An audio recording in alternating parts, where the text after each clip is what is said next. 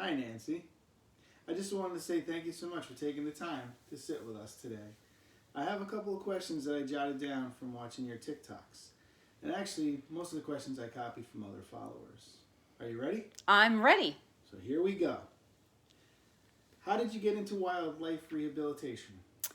I started with domestic rescues, so pit bulls specifically, and then that kind of migrated to farm animals. So obviously, I have the horses, they are both rescues. And then periodically, I was rescuing other farm animals that needed a foster home until they could be placed in a more permanent home. And then that kind of snowballed into me getting my license with the state to do wildlife rehabilitation. How did beef come into your life?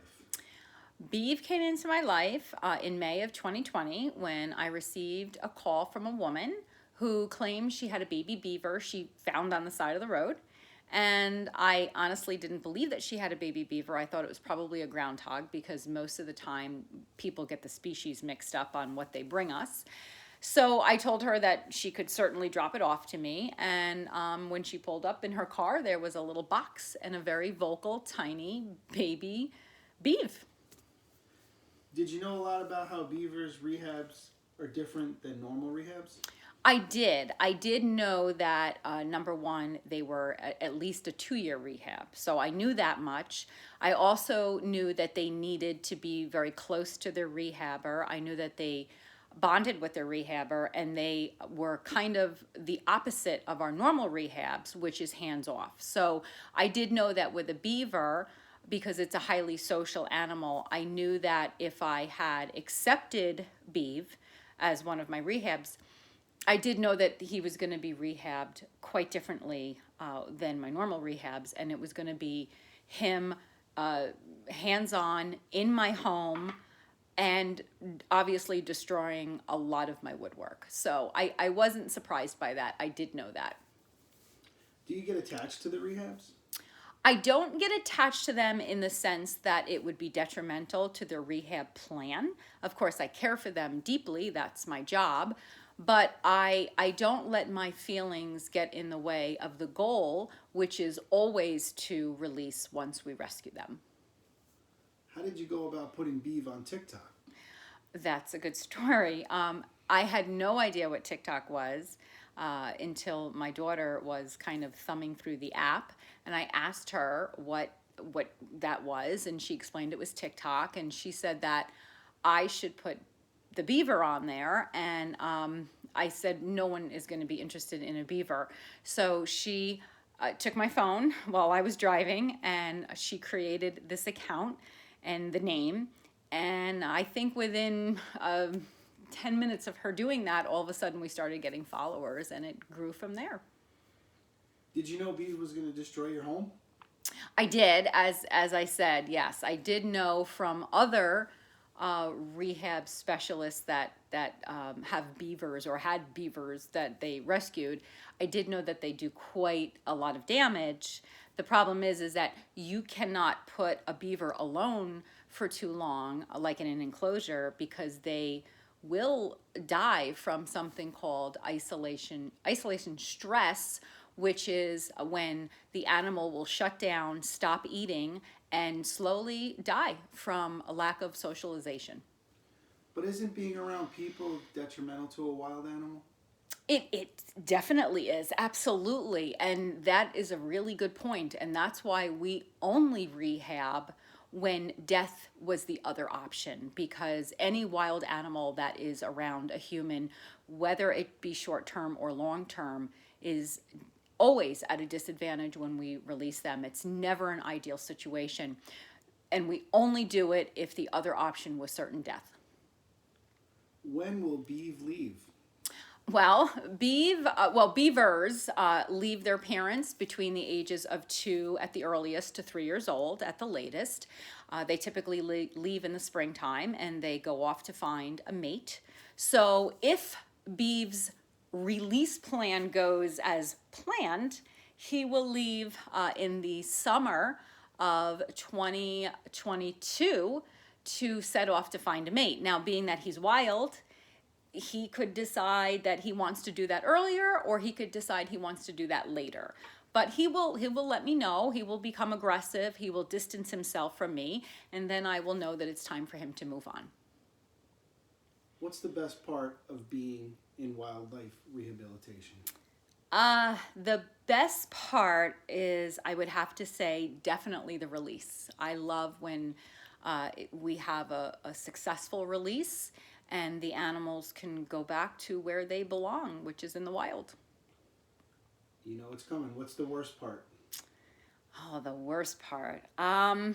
Well, I guess off the top of my head, I would say, when you do receive an extremely injured animal that cannot be helped. But besides that, when we do have an animal that, clearly can't be rescued, I think it's telling people when they do call us and we do a kind of an assessment over the phone. I think that when I have to tell them that there's nothing we can do, not to touch the animal, and unfortunately, as much as people don't want to hear this, but we do have to tell them that the coyote puppies have to eat too. And people don't want to hear that, which I completely understand, but sometimes a wild animal is better left, because when we do take them, if there's absolutely no hope for them, it is a very stressful situation for them. I understand you have a full-time job. How do you have time to care for beef? I do have a full-time job, but I am lucky that the company that I work for, I actually own. So I have a lot of flexibility with my job to be able to take care of beef. If I didn't have that, I most certainly couldn't do a lot of the rescues that I do take in.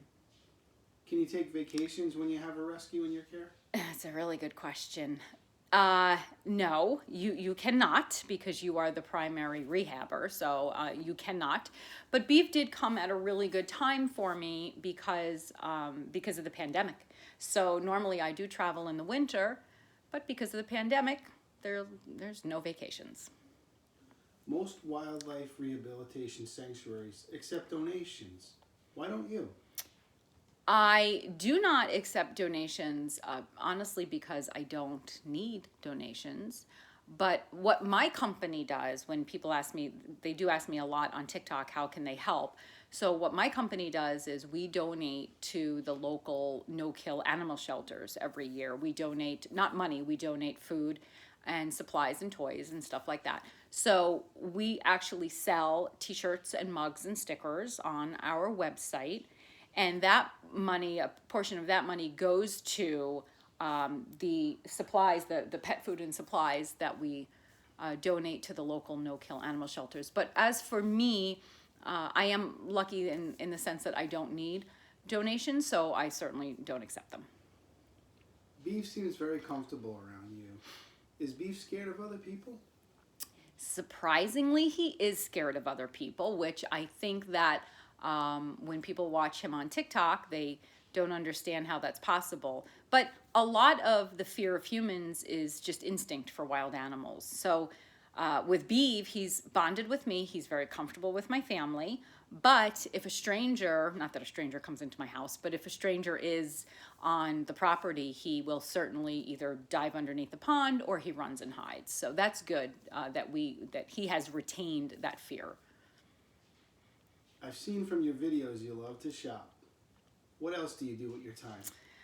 Well, Beef takes up a lot of my time right now. I do have other hobbies, but work obviously is a big time-consuming activity for me. But I do have other hobbies. Beef is just a long-term rehab that I wouldn't normally have. So that's why it just seems like he takes up a lot of my time. No matter how many times you try to explain the process of wildlife rehabilitation, it seems people continuously think you have a wild animal as a pet. How do you handle this? That's very true on TikTok. Mostly, it's just people that probably see the video once, and honestly, I would rather have people be outraged at the prospect of somebody having a wild animal as a pet than someone being comfortable with that. So I don't, the only thing I do on TikTok is obviously Beef, I don't look at TikTok, but from what I hear, there are a lot of wild animals being kept as pets, which is just outrageous to me. So when people get upset at that prospect, I do really, it's kind of a feeling of, okay, you know, there's a lot of people out there that don't accept wild animals as pets, which is reassuring. But for most of those comments, they're just uneducated, and I think that once I reply with a video that shows them otherwise, hopefully they do become a follower and they support wildlife rehabilitation.